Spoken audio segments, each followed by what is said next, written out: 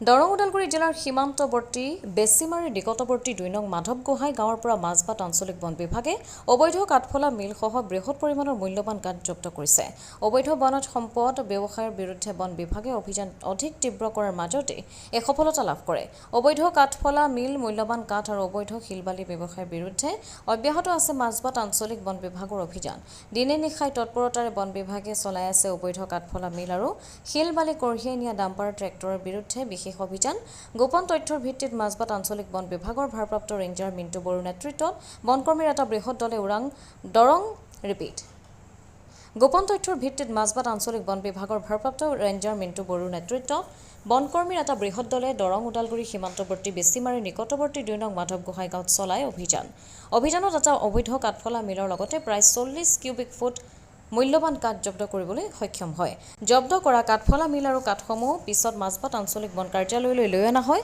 অবৈধ বনজ সম্পদ সৰবৰাহ আৰু বন ধ্বংস ৰোধত বন বিভাগে অধিক কঠোৰ পদক্ষেপ গ্ৰহণ কৰাত অঞ্চলজুৰি সন্তোষ প্ৰকাশ কৰিছে এতিয়া স্থানীয় ৰাইজে।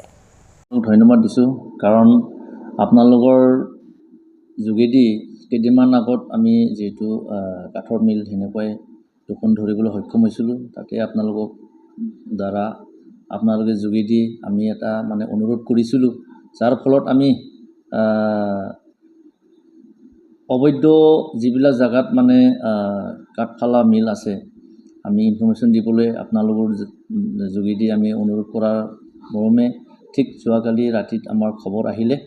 এনেকুৱাই আমি আমাৰ ওদালগুৰি আৰু দৰং বেছিমাৰী সীমামূৰীয়া অঞ্চলত BTC আৰু দৰং সীমামূৰীয়া অঞ্চল ২ নং মাধৱ গোহাঁই গাঁৱত আজি ঠিক আমি ৰাতিপুৱা ভাগত যাই খবৰ যিটো আছিলে আমাৰ খবৰ হিচাপে ইনফৰমেশ্যন হিচাপে আমি যাই ফালে ২ নং মাধৱ গোহাঁই গাঁৱৰ পৰা আমি অবৈধভাৱে মিল জব্দ কৰি আনিবলৈ সক্ষম হৈছোঁ।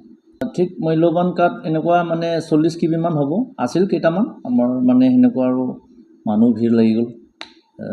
সেই গতিকে আমি এটা এইবিলাক কৰি নাথাকিলোঁ, যিমান পাৰিছোঁ সিমান ফটাফট উঠাই পেলাই আনিছোঁ আৰু সেনেকুৱাই যদি আপোনালোকৰ যোগেদি যেনেকুৱা যোৱাকালি খবৰ আহিল, ঠিক সেনেকুৱাই মই আপোনালোকৰ যোগেদি আকৌ অনুৰোধ কৰিব বিচাৰিছোঁ, যিবিলাক অঞ্চলত সেনেকুৱা অবৈধভাৱে কাঠফালা মিল বা যিকোনো কাঠফালা মিলেই হওক, যিকোনো ইলিগেল আমাৰ ফৰেষ্ট প্ৰডাক্ট যিবিলাক কিবা অঞ্চলত অবৈধ চলি থকা অঞ্চলবিলাকত এনেকুৱা যদি চলি আছে, তেতিয়া আমাক ইনফৰমেশ্যন দিলেই হ'ল।